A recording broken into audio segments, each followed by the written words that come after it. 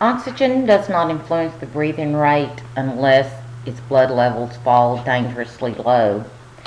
It initiates a last call to the medulla to increase the breathing rate. If oxygen levels fail to rise, the neurons in the inspiratory area of the medulla die and don't respond to impulses from chemoreceptors. Due to the inspiratory area of the medulla not sending impulses to the diaphragm and intercostal muscles, breathing rate either decreases or ceases. Oxygen also has chemoreceptors located in the medulla, the aortic, and carotid bodies. This shows the neural controls. Of course, the cerebral cortex, we can consciously control our breathing. The medulla oblongata, which is the passive, in the breathing, considered the breathing center at the base of the brain, has the chemoreceptors that respond to both carbon dioxide and lower blood levels of oxygen. Shows the location of these chemoreceptors in the carotid arteries alongside the neck and in the aortic, in the aorta leading off the heart. Some respiratory disorders, the common colds caused by more than 200 different viruses may last from 1 to 2 weeks. Most individuals get a cold before the age of 1. Can affect any region of the respiratory system, such as sneezing and coughing in the upper respiratory tract, the pharynx, a sore throat. Colds are seldom fatal, except can be more damaging in the very young, very old, or individuals with a compromised immune system. Typically is transmitted when a person handles an object that's contaminated with the virus and then later touches the mucous membranes. Flu, or also known as influenza in humans, is caused by 3 major types of viruses, A, B, or C, each with many different variants and subsets. Symptoms are more severe than those of a cold, can be complicated by secondary infections such as pneumonia, sinusitis, or bronchitis. Vaccines are 60 to 70% effective, and new strains constantly appear. That's why each year has to have a new flu shot, because it's a different strain than one was immunized for the following year. They acquire mutations, and so there has to be new vaccines. Pneumonia is an inflammation of the lungs wherein fluid accumulates in the alveoli, which reduces the gas exchange. Bronchioles swell and narrow, making breathing difficult, and most commonly caused by a bacterial or even a viral infection. Pneumonia can be from severe to life-threatening. Pneumonia can be from mild to life-threatening. Many cases develop after a cold or influenza, and treatment depends on the cause of the pneumonia. So if it were bacterial, it would be treated with antibiotics, where if it were virus, there would be other treatment methods. Strep throat, typically problematic in children between the ages of 5 and 15, and caused by the Streptococcus bacteria. Has soreness accompanied by swollen glands and also fever. Can have serious consequences such as rheumatic fever. 60% develop disease of the heart valves. Kidney disease.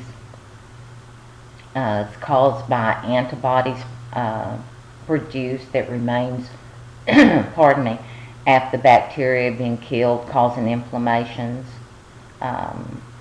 Symptoms of strep throat can include fever of 101, white or yellow coating on the tongue, or swollen lymph nodes of the neck. Tuberculosis is an infection caused by the rod-shaped bacterium Mycobacterium tuberculosis. It's transmitted through respiratory droplets and results in fibrous tissues known as tubercles to develop in the lungs. It affects 1/3 of the world's population and can be fatal. These tubercles that develop slow spread but does not kill the bacteria. Pockets of bacteria may remain undetected for years. If the immune system later is compromised, can become reactivated and multiply. The bacteria can escape via the blood and travel to other areas of the body. Initial symptoms, if any, are like the flu. Secondary symptoms include fever, weight loss, fatigue, lungs such as a dry cough, and blood-streaked phlegm. Bronchitis is an inflammation of the mucous membranes of the bronchi. It's caused by viruses, bacteria, or even by chemical irritation. Inflammation results in the production of excess mucus, which triggers a deep cough and can be acute or chronic. Acute just means it comes on suddenly. Chronic means it's just reoccurring. Acute often follows a cold. Chronic cough with phlegm, at least 3 months. Chronic is a cough with phlegm. Chronic would be classified at least 3 months in each of the 2 consecutive years. You would be considered chronic. In a chronic condition, the individual may lack enzymes that typically protect against irritants. In the chronic condition, breathing difficulty increases because the air tubules thicken, narrowing the air passageway. The mucus further obstructs breathing, making it more difficult to remove because of the thickening air tubules. Individuals with the chronic condition are more likely to develop lung infections such as pneumonia and degenerative changes of the lungs. Emphysema is caused by destruction of the alveoli, where this exchange of carbon dioxide and gas is going to carbon dioxide and oxygen is going to occur. It's typically caused by smoking.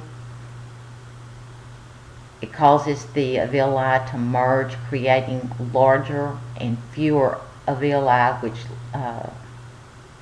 reduces less surface area for oxygen and carbon dioxide exchange.